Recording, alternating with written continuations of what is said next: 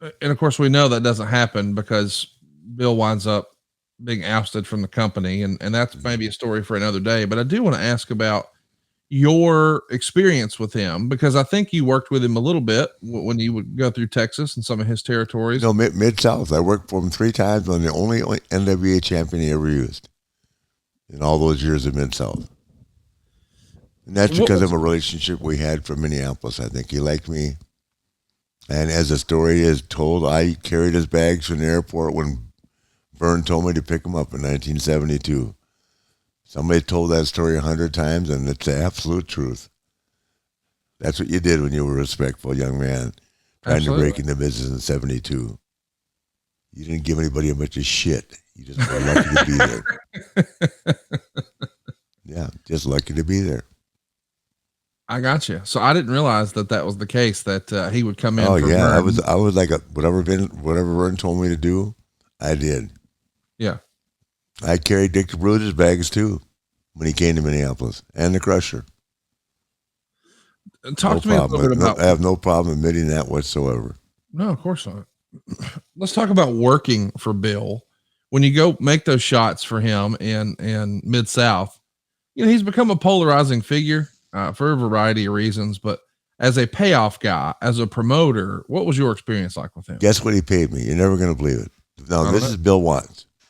Based on what you've heard as a fan and being obviously involved in a business like you are now, but probably not as familiar with Bill as a lot of people are.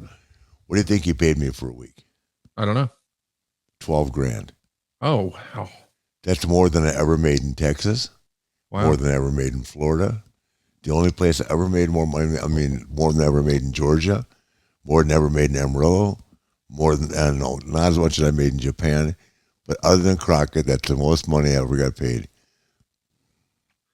So you have no qualms about going to work for that guy again because you knew he Absolutely took not. care of you. 12 grand the first time, I think 15 the second time. Well, Yeah, that's a lot of money. 1982 and 3. no doubt about it. Mm-hmm. Did you think his style of presentation, his style of wrestling was more in line with yours as far as his Oh vision? Like, yeah, absolutely.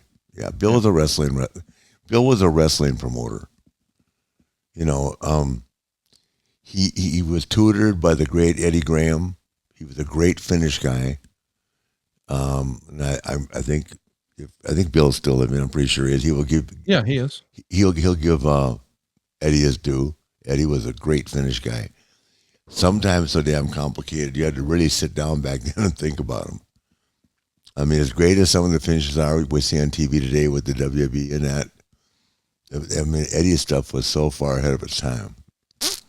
As Dusty will tell you too, Hey, as Dusty would have told you.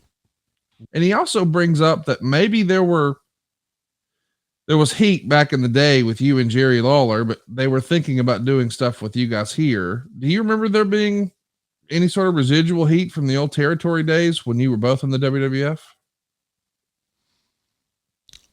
Jerry Knight, not in the WWE. No, no. And again, it wasn't a heat with me and Lawler. It was heat with the promotion Right.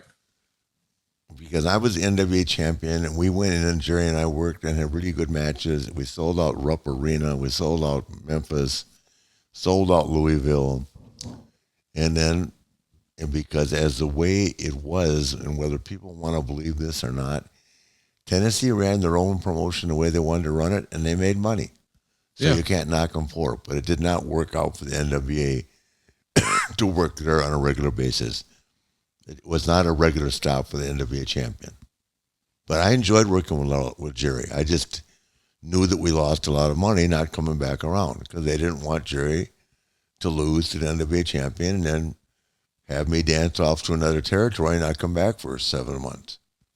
And I get that now. I didn't get it then, but I get it Right. now. Well, 6 days before the Rumble, you wrestle Tito Santana on the second live Raw, which sets up you versus Perfect in a loser leaves town match for the next week on Raw.